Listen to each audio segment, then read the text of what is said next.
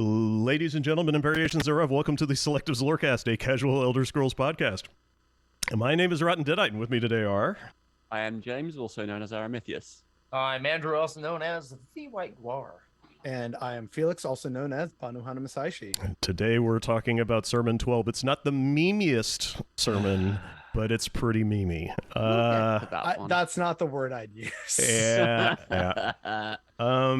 So, as usual, when we talk about Molag Bal, but especially for Sermons 12 and 14, we are going to begin this with a trigger warning. There's going to be a lot of discussion of rape. It is not going to be lighthearted. It's not going to be something that we're going to make fun of, but we are going to talk about it. And if I know anything about this, it's going to be like it's going to be one of those sermons where this is the only thing we talk about today, because I'm pretty sure I think we've actually spent an entire episode previous to this talking entirely about Sermon 12 and 14. I think, specifically the Pomegranate Banquet. I think we dedicated a. Can't keep our sermons straight. It's the unlocking of the secret number reading. Once it's out there, it's out of our mind. I did the math. I counted. That's how you know I was serious. I actually did math. This is, in fact, the 100th episode of the Selectives Lorecast. Wow. So, perfect. Congratulations, ladies and gentlemen. 100 episodes. One double O. That's right. Wouldn't you love to know what we're doing for this to celebrate this momentous occasion? Wouldn't you love to know? Because I sure would. I'd love to know, too. But I don't think we're doing anything. Subscribe to the Patreon. That organized. Sub to my channel, you fucking simps. Free sexy calendar. We finally set up our OnlyFans.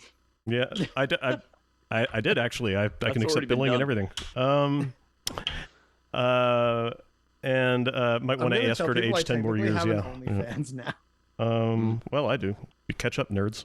And I'd be very surprised at this point if I produce anything for it, because right now there's like 3 pictures of my dog on it, and I figured out that in order for me to actually get the stuff done that I want to get done, I have to blow like $5,000 on like camera rigs and shit. And hey, we're already not talking about Sermon 12.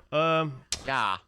Okay. We've literally done everything we can for the past 30 minutes to not talk about it. We literally ranted about guns and rails, okay? We are trying so hard not to talk about this sermon. Yeah.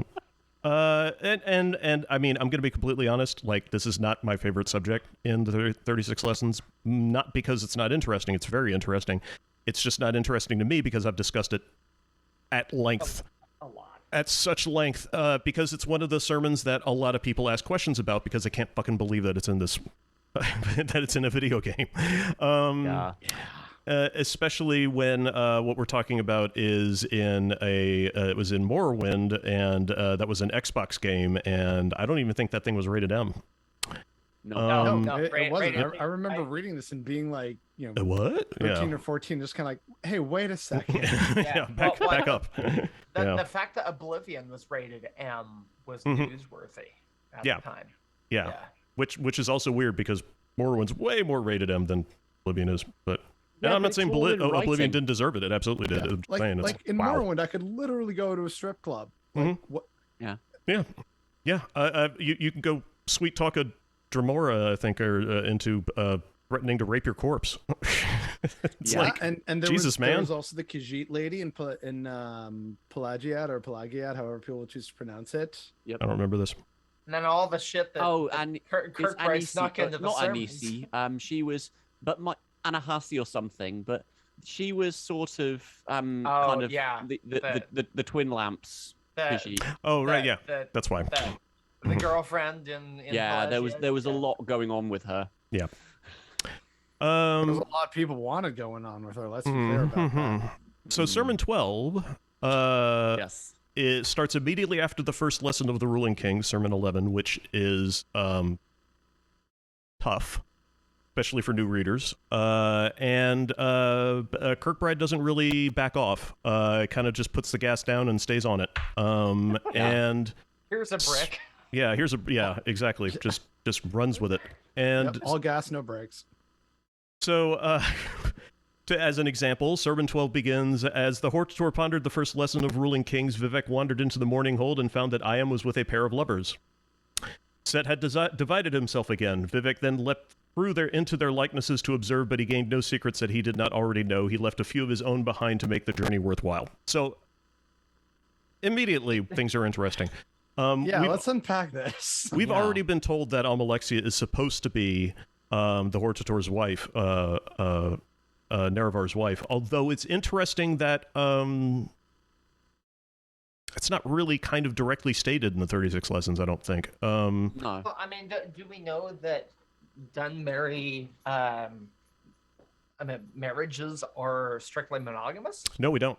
There's actually comparatively little discussion of monogamy in Elder Scrolls Online, which is one of the because of the massive amount of dialogue in ESO. That's also one of the few places where things like that are actually discussed at all. Yeah, I mean, pretty much every romantic relationship you see in the game is monogamous. Yep. Monogamous, yeah. I believe that's correct. You can kind of infer institutionalized monogamy from the rings.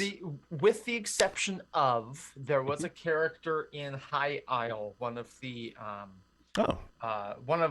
if you do Isabel's quests, Isabel the companion, if you do her quest, there's this Dunmer kind of roguish fellow. Think what was his name outside of Pelagia? Nels Lendo kind of guy. I stole your glove, but I think you're so pretty. Here, take it back and run away with me. No, not Devea Fear. Not Devea Fear. But the guy was like running around, and it's suggested in dialogue with the girl that Isabel was friends with, and kind of lovers at one point, and then some dude and someone else, and they're all like, yeah, he came in hard, he does. and now he ran off with all my shit. So it's like from the dialogue you hear that he seduced and bedded each of them and then stole some shit and bounced. Well, not at the same time though. So that, I mean, I wouldn't call that monogamous, but it's also not exactly a not monogamous. Yeah, I mean, it's not a relationship. It's swinging essentially. Oh, that's right. No, Devea Fear does have multiple wives. That's right. Wives with quotes. Daughters, which is a subject for another time, but like daughter. It's daughter wives. Look, Morrowind is fucking weird. Okay, well, in fairness, from the people to the concept to their gods and how they became gods. Like Morrowind is fucking weird. I would also argue that what Devea Fear is doing something like masturbation by proxy. Maybe. When he's involved with his daughter wives. Uh-huh. Yeah. The one sort of thing that I would try and say about like the Dunmer and monogamy and polyamory, or just like non-monogamy just as a concept, it's kind of implied somewhere that like the Dunmer do enjoy their sexy times, and so they're a bit more liberal in attitudes. How that reflects on relationships is still unclear, and that's another case of real world reflection of, hey, most people on Earth tend to be monogamous, or at least they think they're monogamous, and so that's a reflection of the broader society and culture in which we live. It's why so many of the cultures, even though they're fantasy creations, always come from some kind of real life equivalent of some kind, either visual inspiration or cultural inspiration or linguistic inspiration. It's usually based on something in real life to give you that first little nudge in the right direction of fantasy creation. So hey, that's why it's like, look, we have wedding ceremonies. We're like, this is just like a wedding in real life, when really theoretically in a fantasy world it should be, theoretically anyway, very different to what you're used to. Yeah, theoretically. Well, and something else I was thinking of was I just went through and I did all of the companions quests lines in the last couple weeks, and Miri, the one you get from the Blackwood DLC, you get to go to her family's ancestral tomb and talk to one of her ancestors. And there seems that there's a strong focus on like patriarchal lineage. So I wonder how that facts into the, I feel like almost everyone would have to be a bastard in the house, nobility sense, which I feel like would muddy the waters of where the lines of the houses. Houses aren't that fussed about lineage as such. It's much more about general allegiance and extended family and tribe rather than precisely who your father and mother were. So long as you've got a general direction, that's good enough. Yeah. It's one thing that I did want to also point out that's relevant to this line is that the way that Vivec depicts Almsivi in the 36 Lessons is very much like a divided god, sort of a single entity that manifests as three individuals, and that's sort of it doesn't really it casts the idea of the three of them having intercourse in a different light, because it's not this, it's a little bit more like the existence of a single entity in Vivec's mind, I think. Well, I'm wondering if it's not just a Dunmer cultural kind of thing, just the proclivity for sexuality, but also maybe something about divinity itself. Right. Because I mean, we've in human history in the past, there have been countless cults or sects or religions or whatever who see the act of sex as a divine thing, two people coming together to make something new, to create life, and that's or even the orgasm itself is considered or has been considered some kind of moment of clarity with the divine. One of my favorite bits of trivia about Aleister Crowley is that he left the Hermetic Order of the Golden Dawn because they wouldn't let him start orgies. Yeah, that figures. I'm going to start my own cult, and that one's definitely going to have orgies. With it's like, blackjack and hooker. Why does everything have to be like a sex? There's going to be so many orgies. You're going to be Post-nut so clarity. jealous. It's, of course, that's what enlightenment is. It's just post-nut clarity. Yeah, that makes sense. That's Gnosis has a completely different concept now. Incels are thus the wisest ever beings on the planet. That puts Buddhism in a whole different light. Yeah. Well, I'm pretty sure Dalai Lama is the Buddhism biggest has to do Kumar with of a them lot all. of nutting.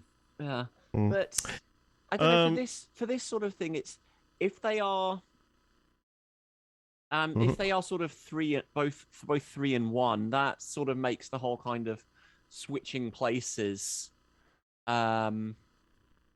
switching places a bit more kind of you're just switching one aspect for the other.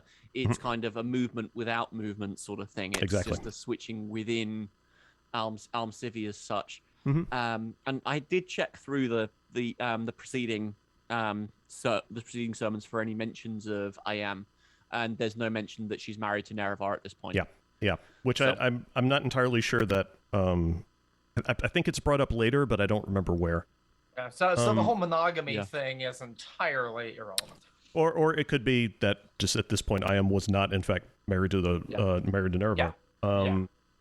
It's hard to say. They don't really. There aren't any books that I am aware of that directly discuss their relationship. But I'm sure there's something in ESO, and I just haven't read it because there's just so much in ESO. There's a lot. I tend to screen come on, cap we're stuff nerds. so We I like can, reading though. I Come on. we do. screen cap It's it so just- I can read it later, and then I forget to read it later. I mean, I've made my entire thing in Elder Scrolls lore off of reading one set of books. So, I mean, I actually have I'm a very the book limited man. attention span. Anyway, okay. Let's see. Then Vivec left the capital of Veloth and wandered far into the ash. He found a span of badlands to practice his giant form, which is an interesting idea that Vivec feels the need to practice anything as a god. I mean, maybe that's an aspect of mastery is practice. He made his feet a less dense material. He made of his feet a less dense material than the divine to keep from falling waist deep into the earth, which is a hilarious idea that just by making his her feet lighter, then she doesn't sink. At this point, that's a very it's different also sort of physics. It's also an odd kind of thing to worry about at this point. You know, like in the narrative. But you might also think about we've discussed before the Dunmer having an interesting relationship with feet and divinity and you know, travel and etc. Rob Odenkirk confirmed Dunmer. Oh, okay. Well, I would wondering... almost read it as well that he goes to the ash. Yes. Before he does this, and if you think about how you sink into sand, right? Yeah. When you do that, so there is the notion of there is specifically the notion of that if you just go to a sea of ash, it would act similarly, just simply from the physicality of it. So you put too much pressure on sand or ash or whatever, you will sink down. That like you will. I don't know whether you find quick ash anywhere, so to speak. Similar concept. On the moon, a lot of the lunar seas, there's like thin deposits, and so they are very much afraid that like if they send more teams and missions back to the moon, a rover or something could get stuck and just like immediately sink into what's basically like of material similar to ash, but it's really just like a material that's finer than sand. A powder. And then you would just sink through. It'd be like lunar quicksand almost. Yeah, they talked about that in like like very fine powder. Yeah, they talked about the astronauts when coming back from the moon talked about how the dust from the moon just gets absolutely in everything, and that they'd be fishing it out of their butt cracks for like weeks and like. But they would clean the technicians would get the suits back, and they would clean out the suits to try to recover them, and they just spent like a huge amount, like many hours, just vacuuming out moon dust because of it just got into everything. Also, Hyman Nervar got married in Sermon 31. Stuff is because there's no atmosphere, there's no erosion, so all the little shards of stuff are still actually technically very sharp. So you don't want to breathe that in. It actually feels very coarse. So much like I think some people have described it as similar to shark skin. Yeah. That's a fun little thing about the moon there. It's actually very much terrifying. It's a horrible place. Turns out space can kill you. Yeah. All the more reason but in all kinds of interesting ways. The only one we got. So at this point, the first corner of the House of Troubles, the Prince Molag Bal made his presence known. So here we go. Luke. Luke. Can we take a step back real quick? Oh yeah. Yeah. You had made a mention, Chris, of feet in how important they are, evidently to Dunmeri culture, and. I mean, we've made the point before that feet in real life are often a stand-in for the genitals, and so in some kind of metaphorical double speak sort of way. So if he made of his feet a less dense material, is that less defined? Is that taking that the feet and making them something different? Do you think that factors into the and I understand the less than PC phrasing here, the magical hermaphrodite kind of situation? Hard to say. I've never really been able to get a explanation of the feet as a symbol in 36 Lessons that really felt like it fit. I think it's either one of those things that has a lot of different interpretations, which is great, or it's one of those things that has a interpretation that I just can't get my head around. Well, speaking of different interpretations, I would also like to talk about feet for a hot minute, and not in a sexual way. Sure. What we also see in real life, like not to counter the idea that feet are often associated with genitals, that is true, but feet, especially in India and like Thailand and Southeast Asia, feet are also often associated with humility. We also see this with Jesus Christ, like washing the feet of the lowest of the low. So it's this very humbling act to like show the utmost respect, especially I think in Thailand, is like you touch the feet of someone else, especially like I think the Thai king or something. Like there's a whole thing, I'm not too familiar with it, but I know that that's a thing of like to show grave respect and humility, you bow down, you touch the feet of someone else. Well, even Molag Bal makes a mention of that. You'll when you knock over a dark anchor in ESO, sometimes they'll say you should kiss my feet or something like that. And again, in Hinduism, where feet are placed in orientation to like their positioning, or if they're on top of something, that's usually of great symbolism, especially including which foot it is. So, for example, the most popular depiction of the goddess Kali has her foot on her husband, who I think is Lord Shiva, if memory serves me correctly. And that's because he did that to stop her rampage. And when she realized that her foot was upon, like, her divine husband, she was embarrassed. Like, oh God, no, what am I doing? And that I can't believe I've done this. Yeah, it's like, I can't believe I've stepped on my husband. Good Lord, right? So like, there's elements of like how feet are associated in a variety of different ways. So it reminds me of DeviantArt. Oh God. Yeah, so like what people should keep in mind as they're reading the 36 lessons and trying to do analysis with them is play around with the concept of how the feet may be interpreted. It could be about humility, it could be about going on a journey, it could be about power and domination, it could be euphemism for genitalia. So like play around with the different ways in which feet are interpreted in the real life, and that may help you understand the subject material a little better, or you might see a new angle in there that you hadn't seen before. And one more connotation, like, feet aren't always just genitals. Feet are also like something related to humility. And one more take on feet that people don't normally make an association with is poetry. You have the feet of your meter, right? So if you've got like an iamb, for example, is one of the simplest forms of poetic meter. 1 foot of an iamb is the stressed and unstressed. It's in one organization or the other, which I always thought was interesting. The IAMB sounds a lot like I am, and I kind of have this headcanon about Vivec that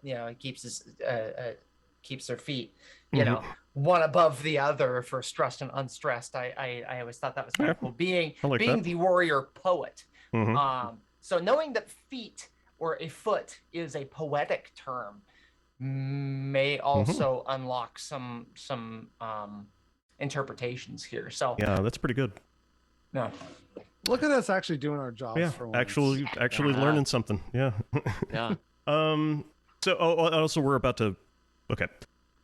One more thing about that. So Vivec looked upon the king of rape and said, "How very beautiful you are that you do not join us." And I think that's.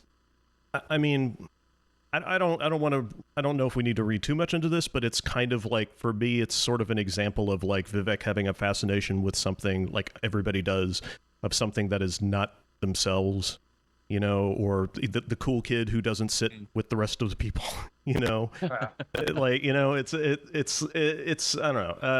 I don't know if we need to read that much into it, but I think it's fun. Or that it's the notion of, you're fantastic over there, stay over there. Oh. You look great in that light. You're beautiful as long as you don't join us, which ties into some stuff that's said later, because Vivec will later no longer consider Molag Bal beautiful. Yeah. Well, because I mean, one interpretation could be how beautiful it is that you do not join us, right, and that the you are is just a little more flowery. I mean, technically, grammatically incorrect in that way, but so remember, MK wrote stuff because he said it looked good. It looked good. Yes, absolutely. That old spicy synesthesia coming out. If you didn't like any of the explanations of our feet of feet by us so far, I would say that this next line is at least something. And Molag Bal crushed the warrior poet's feet, which were not invulnerable, and had legions cleave them off. So there you go. That's why this is a plot reason why Vivec had to turn her feet into a non-divine thing, is so that then Molag Bal could crush her feet and keep her from running off. So now Vivec is theoretically trapped. Although, I mean, it's when you think about Vivec in terms of, like, if you think about the 36 lessons in terms of like a stylistically a little bit like Journey to the West, ain't nothing ever stopped Wukong. So Well, then I think later on in the sermon, we're told that Vivec like submits to Molag Bal to undermine his control, like his domination. It's even more complicated than that, but we'll get to it. So don't worry, folks, we're getting to the way more interesting crap to go after this too. Gooey center. So I mean, maybe it's something along those lines. I don't know. Mighty fires from the beginning place were brought like nets to hold Vivec, and he let them. Yeah, there we go. Yep. But it's curious though that Molag Bal has access to the beginning place. It's kind of a little bit sort of foreshadowy of some of the stuff that's in Vec's teachings, if I remember correctly, because it talks about Chim, or the endeavor, as being something that pierces the heart of the beginning place. Yes. Or what's that effect? I interpreted the beginning place as being the actual like Dagoth or the mountain, because Molag Bal being like the Firestone, and the beginning, you could consider it the beginning of Morrowind, which would be the volcano, and that's where the fires would of course be burning stone. I took it as the beginning place being Anu and Padme's first interaction. Absolutely, yeah. Or the beginning of Mundus or Nirn, possibly, which is kind of hard to nail exactly where that is, but could be Adamant, perhaps. Or sure, yeah. We could also get poetic and say it's the like fiery passion, whether that's of Anu or Padme or Lorkhan. Change. There's a ton of ways to read this. Is the beauty of Elder Scrolls lore. Oh yeah. It could be some kind of.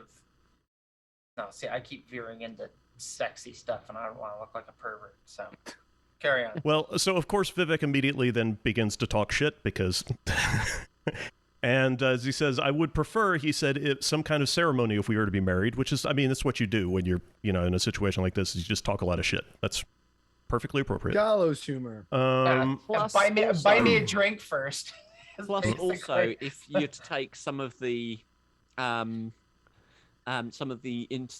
interpret the way that I've always read sort of the idea, the way that marriage is described in Genesis, or at least marriage is taken to be described in Genesis, that for this reason a man will leave his family and cleave to his wife, and they will become one flesh. Right. Now that's a description of a sex act, and so you can get the connotations of sex itself being marriage. So therefore, if Vivec is thinking, oh, I'm going to have some sort of sex with Molag Bal, whether or not that's rape or something else, then it's the idea of, yes, this is a union, this is marriage, even if it's something that's quite horrific. So Vivec may be taking that understanding of sex into that comment. Excuse me. Yeah, and it's also I've discussed this at length, talking about the enantiomorphic event, is that marriage is a theoretically you could say that marriage is an enantiomorphic event, which is certainly what's happening here. Because we're about to get all kinds of crazy stuff at the end of 14. True. And the legions that took one the thing, though. Oh yes. Yeah. Just to add a bit of levity for a moment, because I think we're going to need that in spurts. To go back to what Andrew said about, hey, buy me a drink first. I actually managed to say that to an officer at airport security. It was I think it was either Frankfurt or Munich airport, and they're doing a little belt check and stuff, and he was a little aggressive with my waist, and I said, "Woof, geez, take me out for a drink first." And I just heard the man sigh, and I literally saw the life leave his eyes. And in that moment, let me tell you, I felt powerful. Poor guy's just doing a job. He's just got a job to do. Yeah. Well, he didn't have to be so forceful. So right. There you go.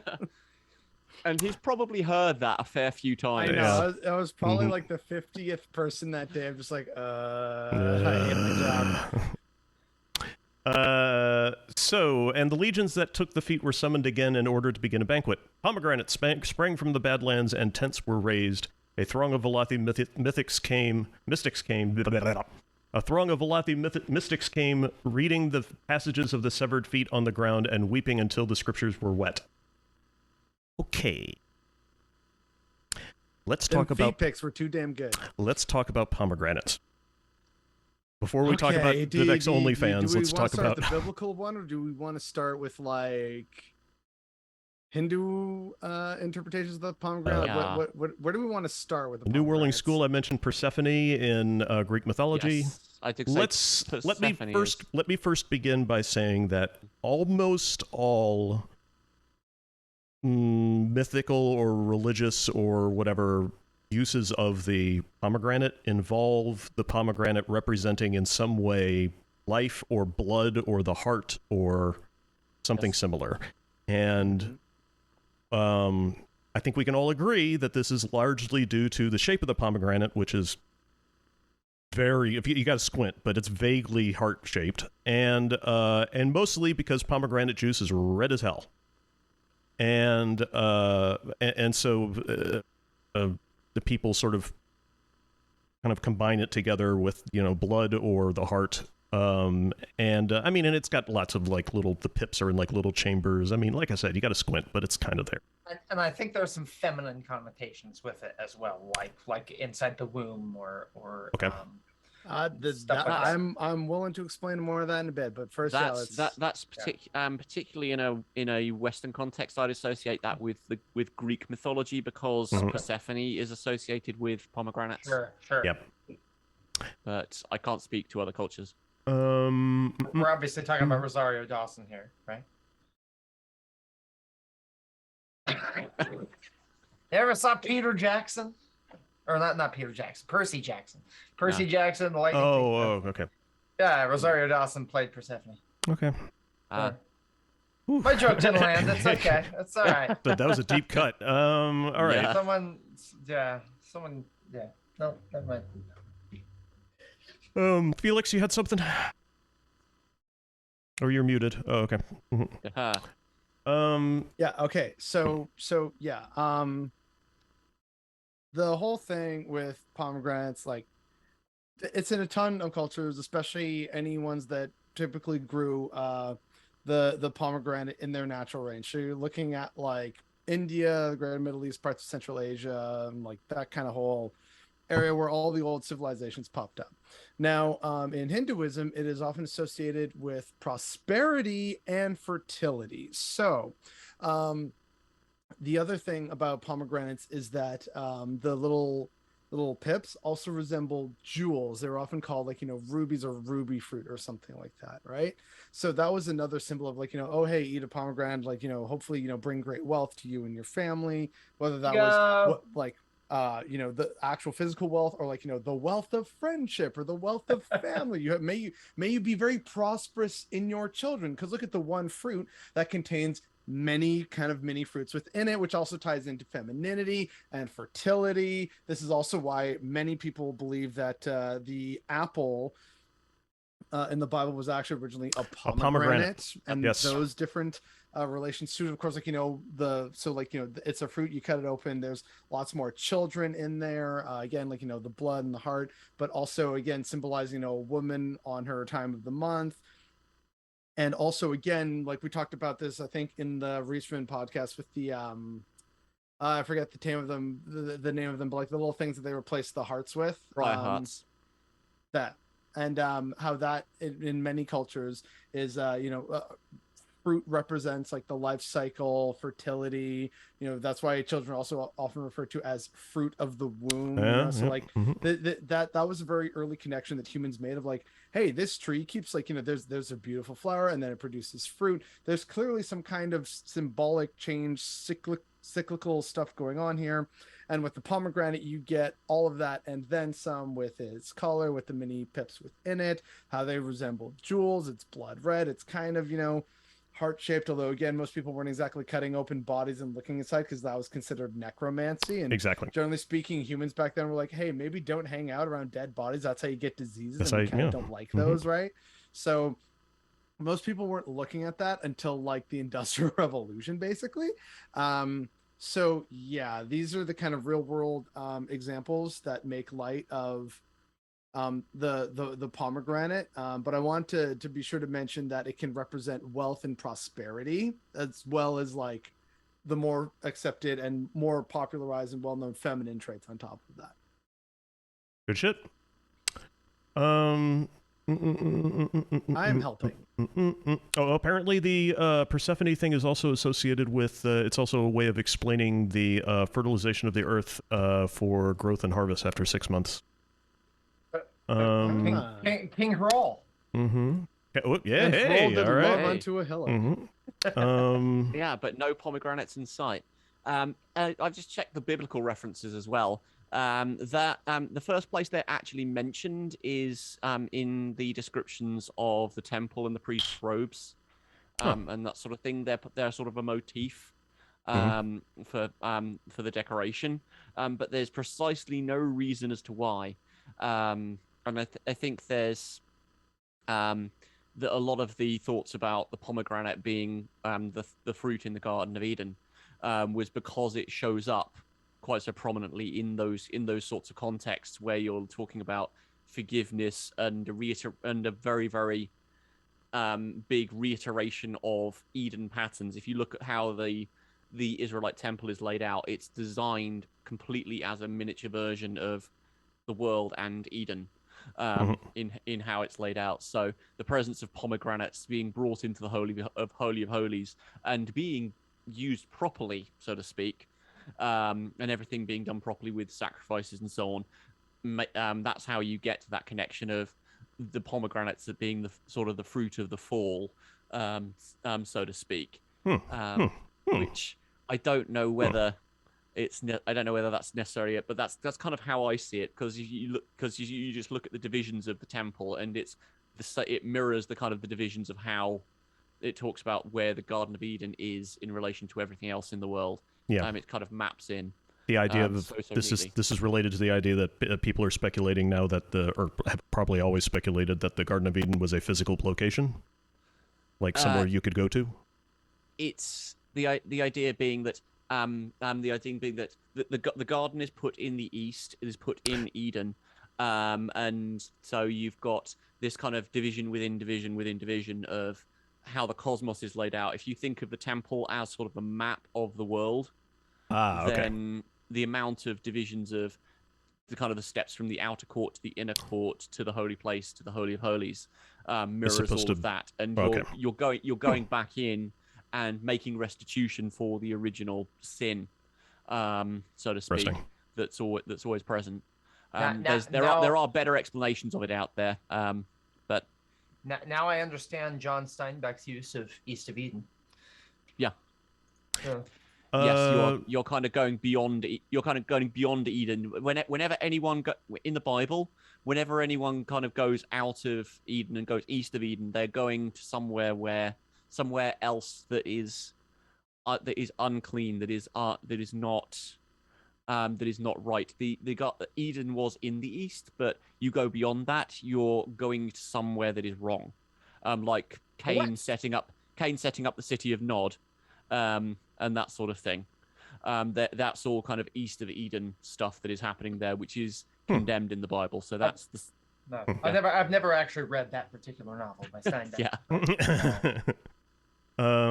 Interesting. Where can I learn more about like the layout of the temple and etc.?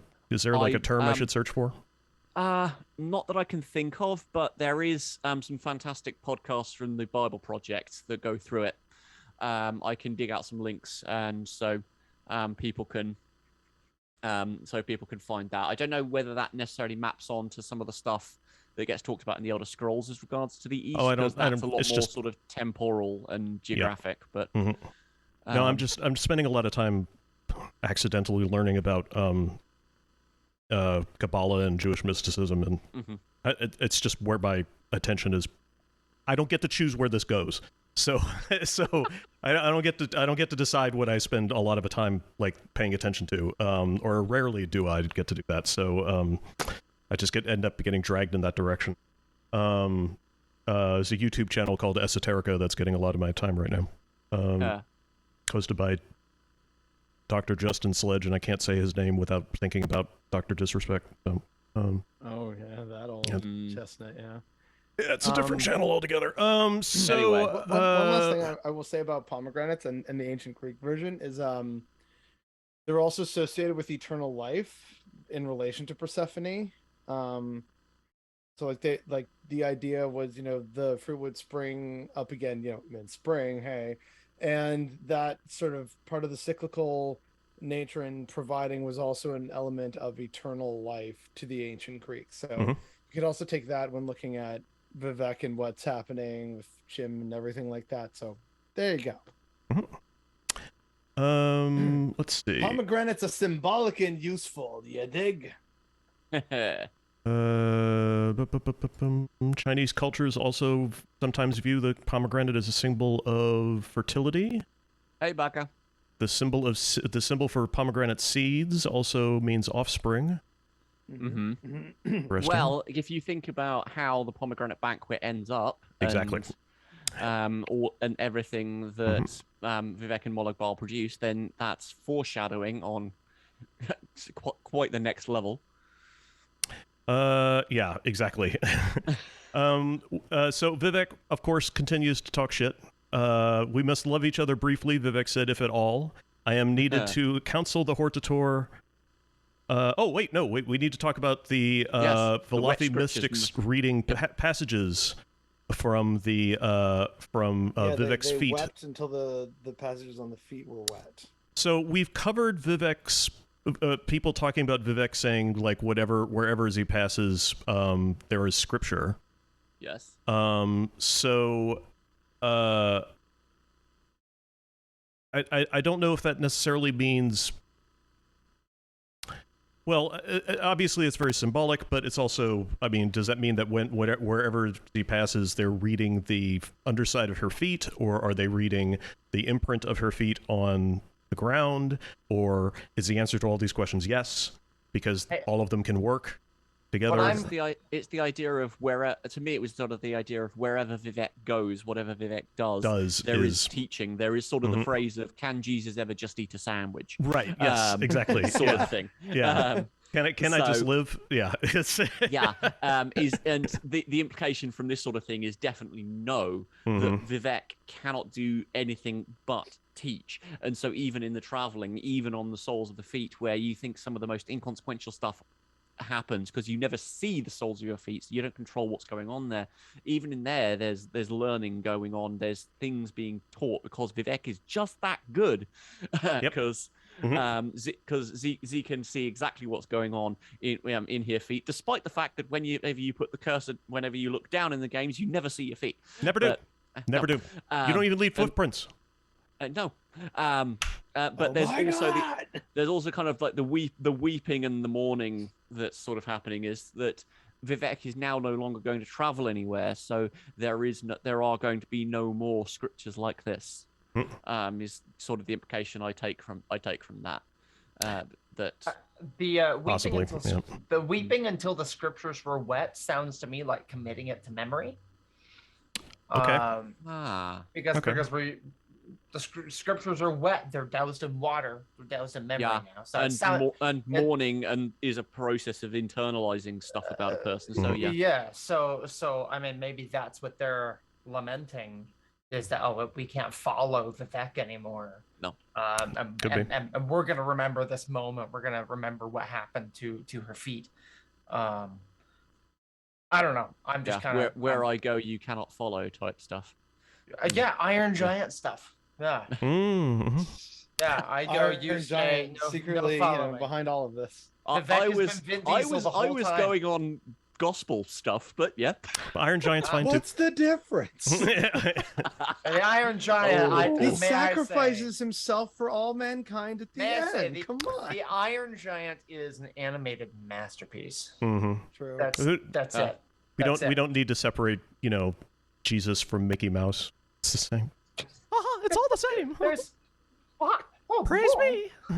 All right. If there's a hell, we're burning in it. Yeah. Please never do that again. Stop using Mickey's voice. Jesus. So we must love each other briefly, Vivec said, if at all. I am needed to counsel the Hortator in more important matters because the Dwemeri priests high priests stir up trouble. You may have my head for an hour. So the Dwemeri priests stirring up trouble, I'm still not sure what that's about. I am assuming Kagranak. Yeah. Well, yeah, sure. The Dwemer high priests, yeah. And it could be generally, well, okay, yeah, okay. Actually, that makes a lot. The more I think about it, the more obvious that gets. So yeah, so we're probably talking about Kagranek. So Vivec is lending her whole body to Molag Bal for only an hour, but after that, her head has to disappear to go teach the Hortator more lessons. If you guys haven't found the 36 Rages of Vivec in the New Whirling School, the depiction of Vivec's head talking to Nerevar is fantastic. Oh no! And I think you have to share it now for chat. Put it No, on screen. Chad has to find it. It's hidden, but they have to find it. It's also kind of telling here that Vivec, despite the fact that Vivec is captured and this is all things being done supposedly to her, Vivec is still the one dictating terms all the time. Right. Yes. Which again, Molag I mean, never makes demands. Well, I've said this many times before, but in a functioning BDSM relationship, the dom is not the one in charge.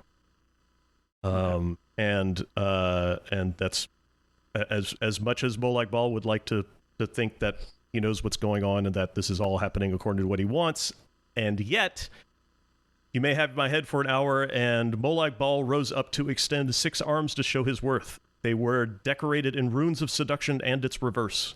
They were decorated in the annotated calendars of longer words. When he spoke, mating monsters fell out.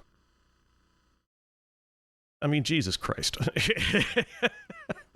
There's peacocks, and then there's that. Yeah, so 6 arms. Why does Molag Bal have 6 arms in the 36 Lessons of Vivec? This is a thing that you see a lot in Eastern religions, of an entity being depicted or described as having multiple limbs.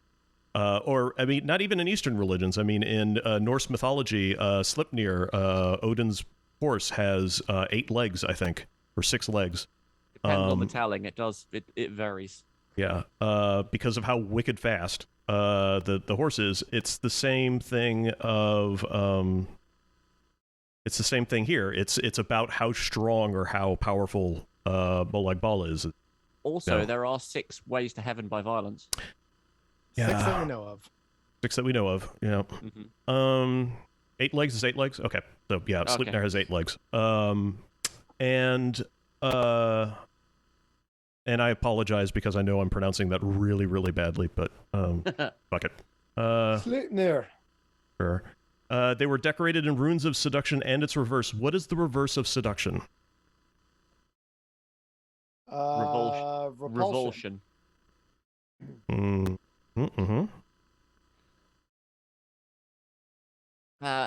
I think what you're trying to get to here is rape, but right. Yeah, exactly. It's the idea of instead of it depends. If seduction is the attempt to try and draw someone to beguile, yeah, but the reverse opposite of that is just to repel, which is where Felix and I went. I think so too, and I think that's actually a better piece of logic than where I'm headed. But I suspect in this particular case, I think when we're talking about Molag Bal's runes, I think we're talking about seduction and its opposite. I suspect that's what's happening here. I don't. Yep. Annotated calendars of longer worlds. Anyone? Oh, because Molag Bal was chief of the dregs in a previous Caltha. Sure. Are we going to go back to that from 12 Worlds somehow? Yeah, absolutely. Yeah. Yes, good stuff. Okay, good. You looked worried there for a second. Yeah, I thought about this one for like quite a while when I was writing the commentaries on it, and I just beat my head against the table and I could not come up with anything really good. So I kind of thought maybe it's just poetry. You know, maybe it just looks good. When he spoke, mating monsters fell out. I just fucking love that. There's something about like something. So what's this? Goth, I think. The black. What's his name eating his son? That painting. That's Francisco Kronos. Goya. That's Goya, Kronos that's it. eating his Goya's son, black isn't it? paintings. Yeah. Yeah. There's Saturn eating his children. Saturn eating his children. Yeah. I think. Sorry, go on. Well, it sort of makes me. I'm sure I've seen a classical piece of artwork like this where there's a demon or something with its mouth open and bodies are falling out of it, just tumbling out, little bite-sized bodies. Sounds like Hieronymus Bosch. Could be, yeah, could be. The thing that I went to was Fantasia, the Night on Bald Mountain piece, the one at the end with the demon. Because there's small demons that spring up from everywhere from the fires within it and that are conjured up and all sorts. Yes, that's I mean, right. also for me, like, not gonna lie, and this is a sign that I'm a fucking millennial in the internet age. When I heard mating monsters fell out, I immediately went to tentacle hentai porn. Not gonna lie. Huh. Because like mating monsters, it's like, how do we get around the censor ban? Oh, that's not genitalia. It's a tentacle. It's monster. a tentacle. I'm like, okay. Yeah. It's a monster. It mates with the poor hapless girl in the video, and you're like, oh boy, all right, okay. This is the thing that people enjoy. So this whole paragraph here, it strikes me as like a bird doing a mating dance. Yeah. Well, also 6 arms fell out and they got rooms. Yeah. And he's doing a little.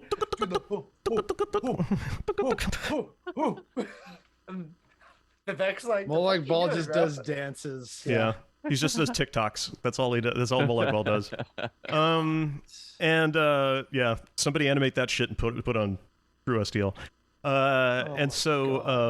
The next line is, I think that Molag Bal is expressing his anger at the idea of only getting part of Vivec, because the next line is, "Where must it go?" he said, which, by the way, is my favorite line in this sermon.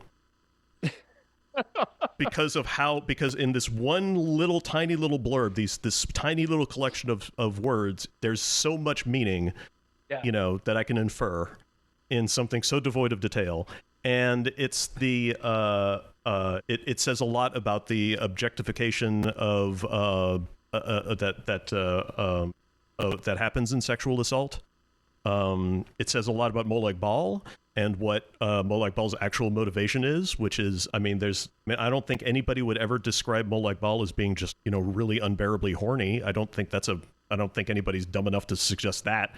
But this, if anything, crystallizes that the idea of Molag Bal as a juvenile assaulter, of like a sort of a childish Molag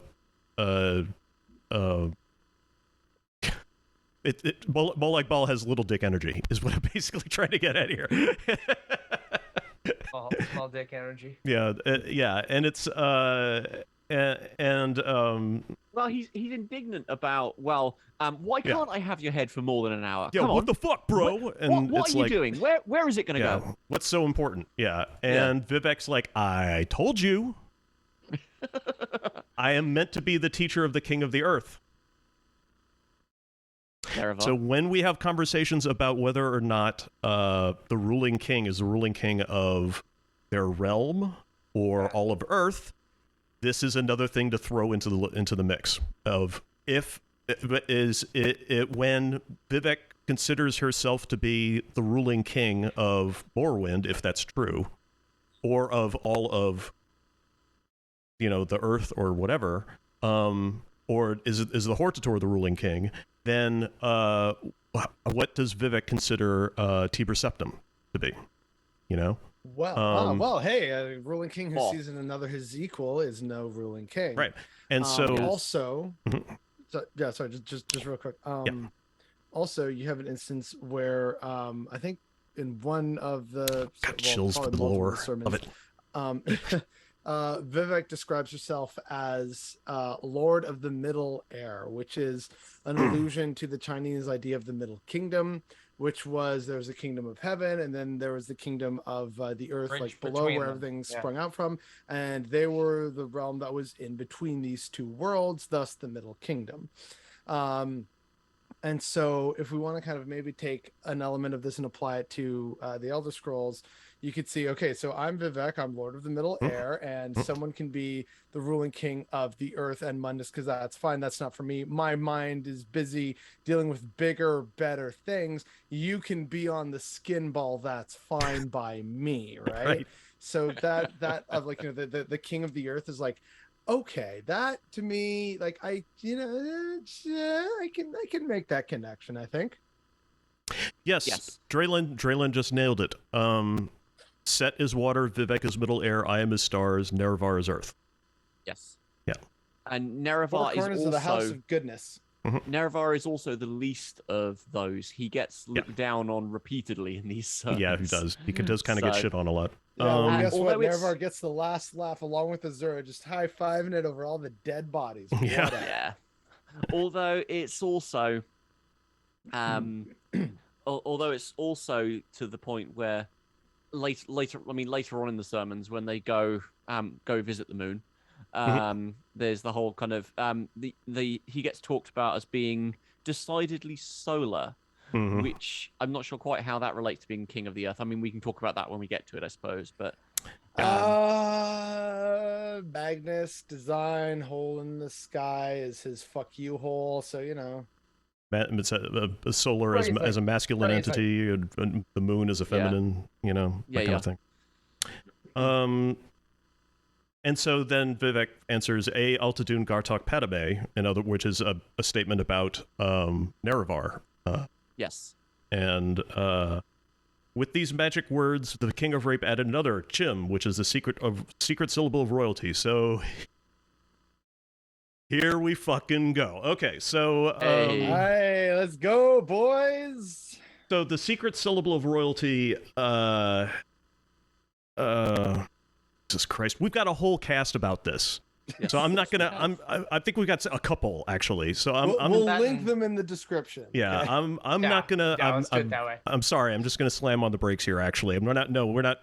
Let's go. No, forget that. We're slamming on the brakes. Because. Yeah. I was going to say, but regardless of talking about Chim and what it is, which we're probably going to have to do some of because this is the bulk of what we know about it, but why is it here? I think is the question. Why does it come from Molag Bal? Yeah. Because this is talking about Nerevar being the weapon of change, or the hand that that wields change as a weapon or something like that is roughly I Altadun Gartok Padhome. And so why is Chim being brought after that? Is it a case of Chim being the method of the change there, or is that Molag Bal trying to counter it in some way? Because if you talk about like this, this is still in the conversation between Vivec and Molag Bal of why can't I have your head for more than an hour? And so is Chim Bal's objection to that in some way? I feel like he's. I mean, it says he's adding to it. So I wonder if it might be foreshadowing or even maybe prophetic in some way. Because, I mean, I'm thinking about Coda here. It's thought, I've heard a theory that Jubal attains Chim.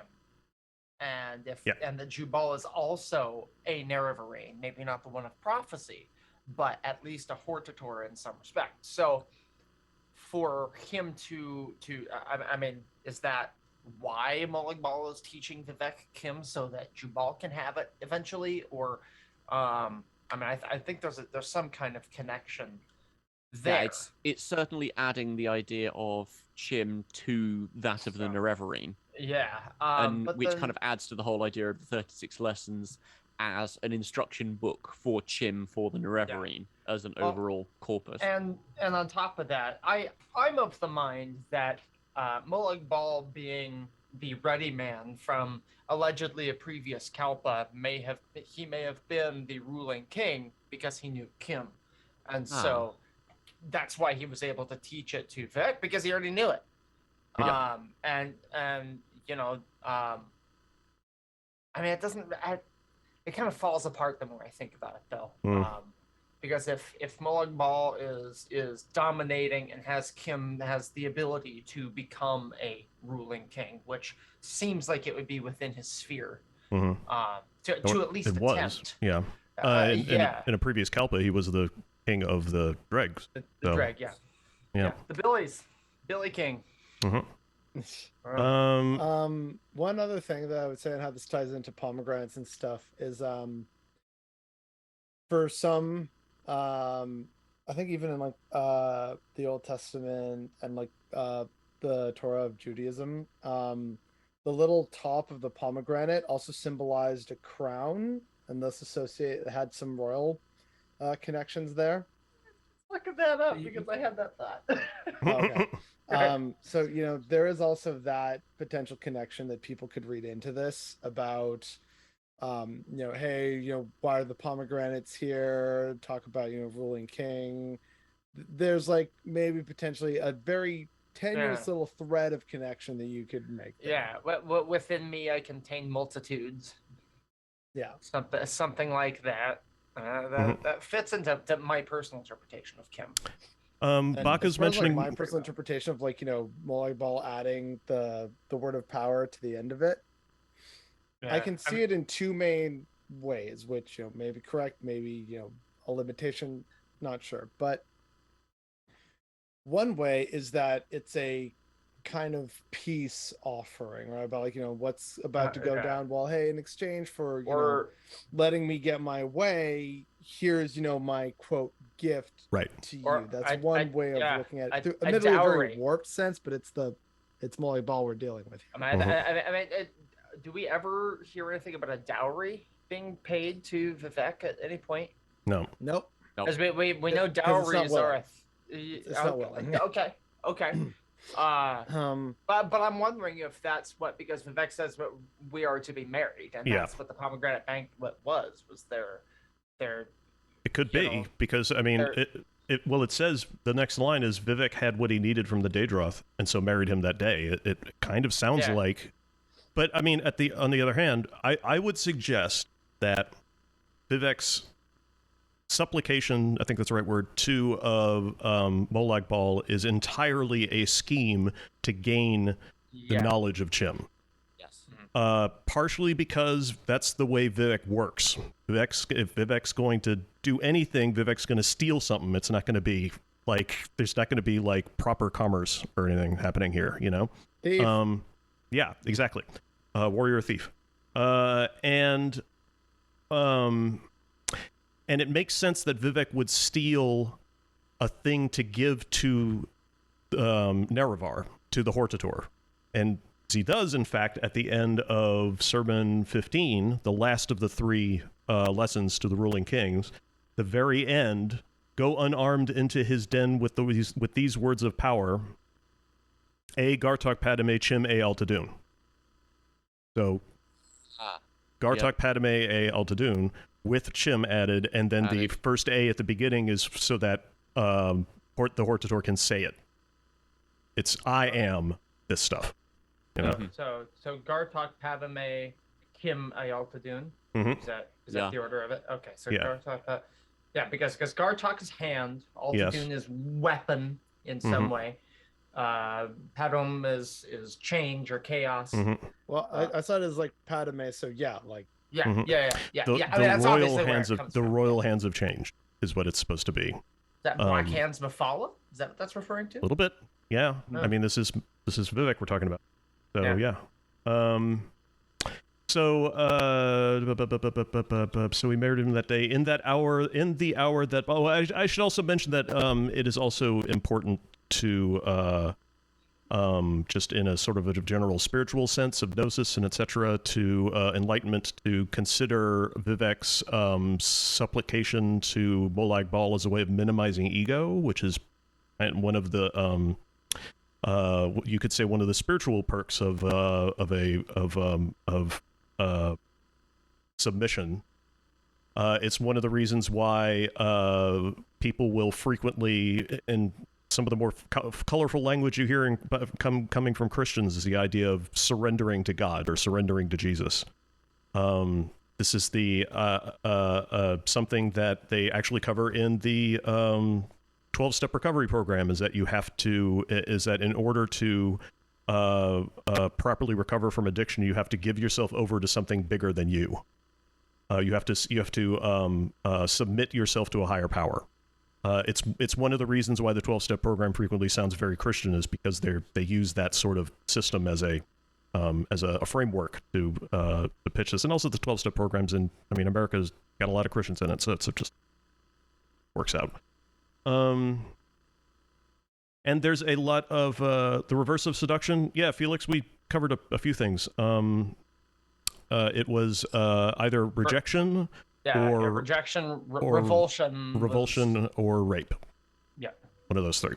That's not the 3 R's they teach in school. Nope. Nope.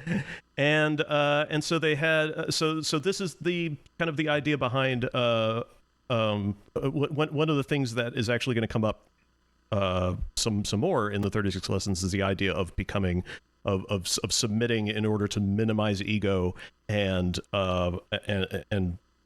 visualize yourself with, as one with the rest of the universe, which is what which is how you achieve Chim, the state of, I should say, of Chim, of royalty, is to understand your place in the dream. And one of the things that is required of that is to stop thinking of yourself as an individual, which is one of the problems that Vivec had, because Yes. as we've sort of covered, the idea of attaining Chim the way Vivec did it was to because even when we were talking about Almsavie and the whole Almalexia Right. and hanging out with 2 sets at the same time, Dr. Mhm. Manhattan style. Yep. Big blue penis. I got that one too. Yeah. yeah, I got that reference. Yeah. Vivec is never stating what they're experiencing, because Vivec does jump into their lovemaking to experience from their perspectives to see if you can, maybe Sothasil will try something new this time. I don't know. And this didn't what's learn that anything. move? Show me. But Vivec always makes a point to separate yourself from Almalexia and Sothasil. Yeah. In that situation.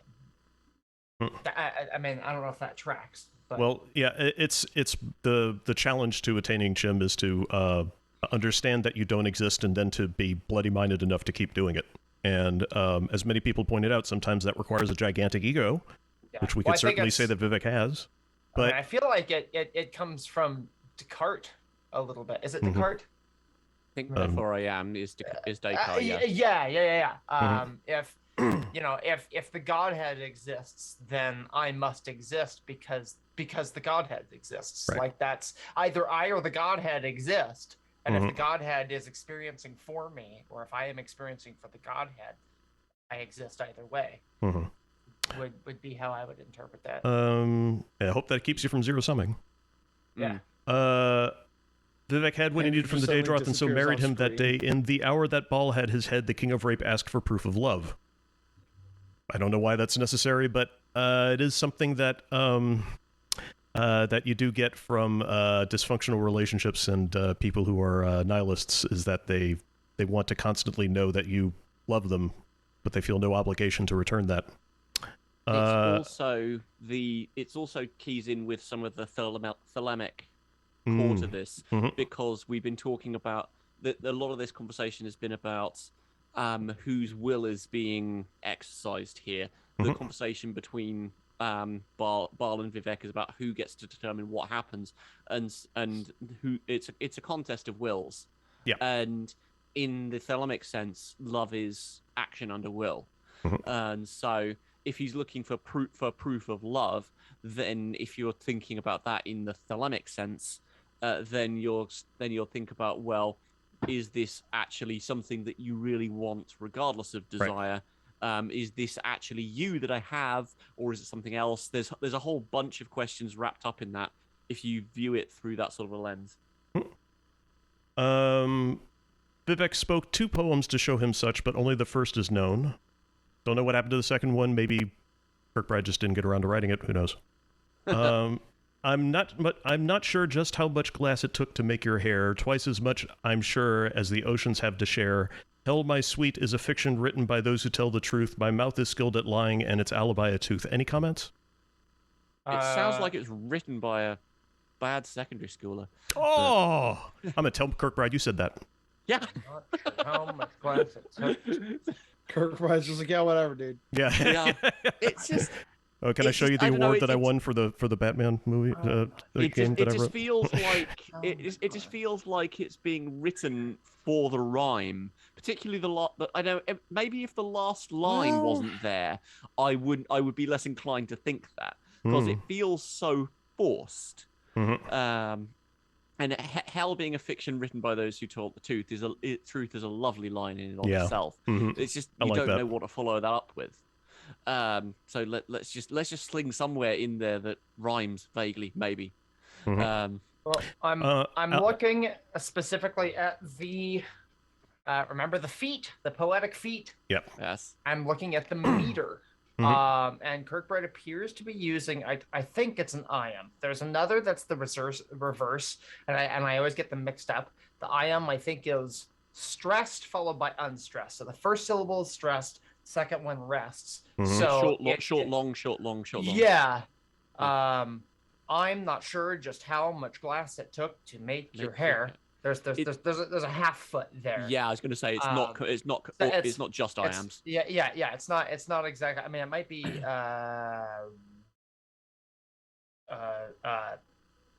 it tridactyl? Is that what it's called? I can't. That's not a term I've heard, so couldn't tell you.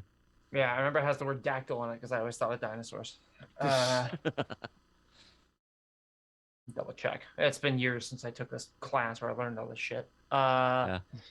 Okay, common in epic poetry, a dactyl is a metrical foot that consists of a long syllable preceding two short syllables. So does that work?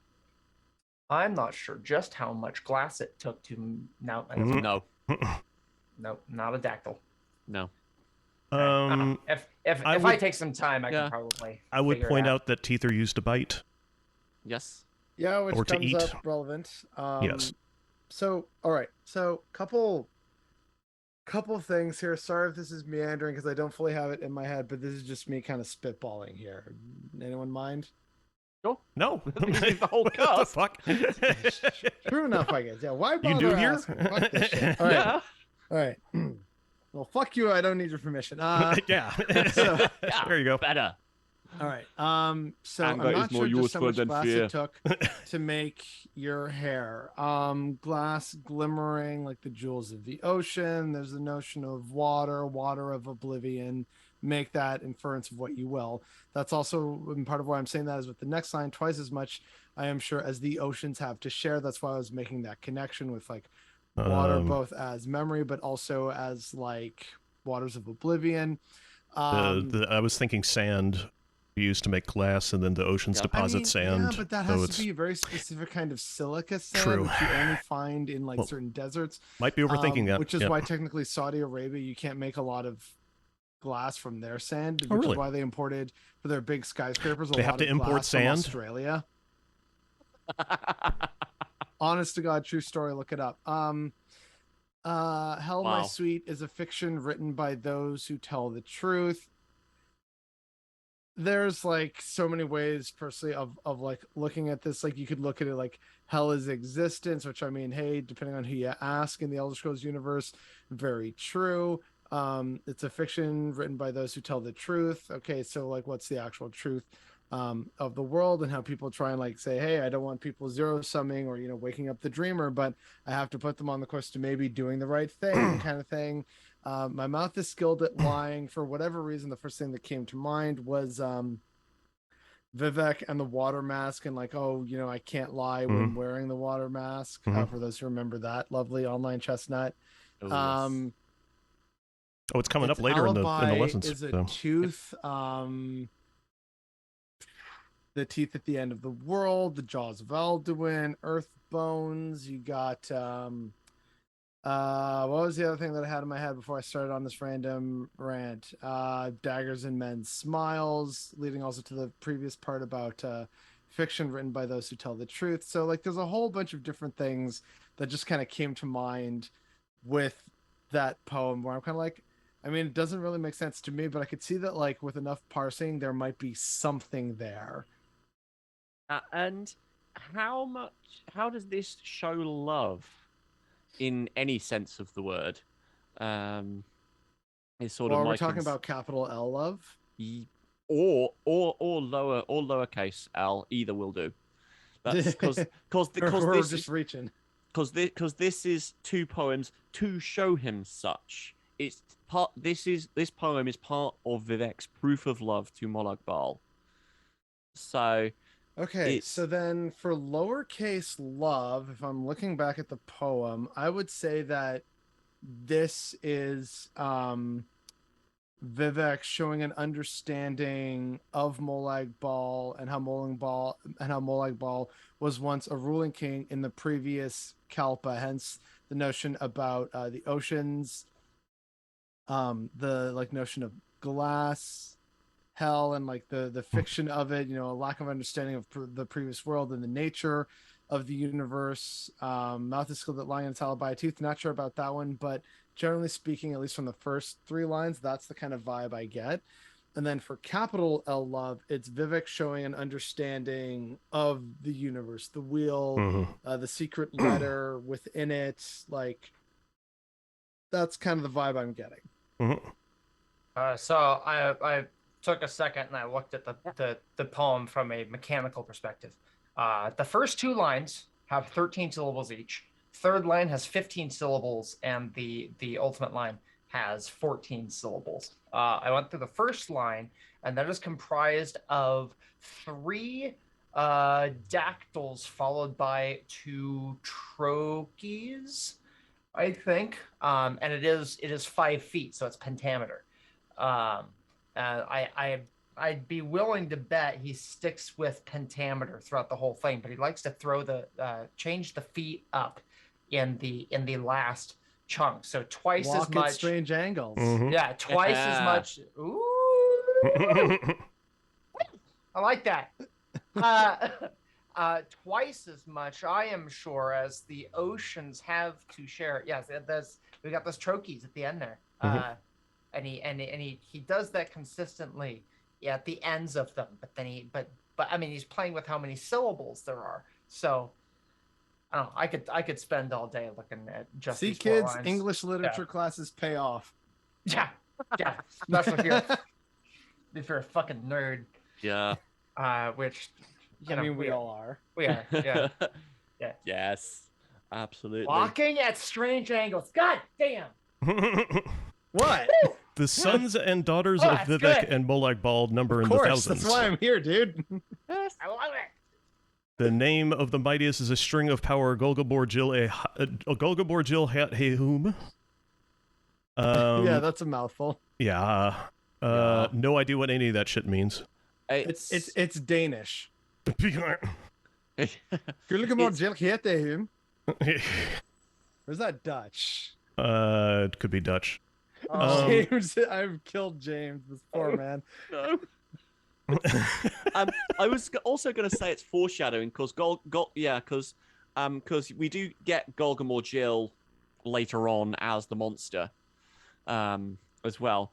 But quite what Hayet I whom, it's Golgamore Jill something is something or and something depending on how you like it or how, because I've heard I as in the Elm effects as both and is.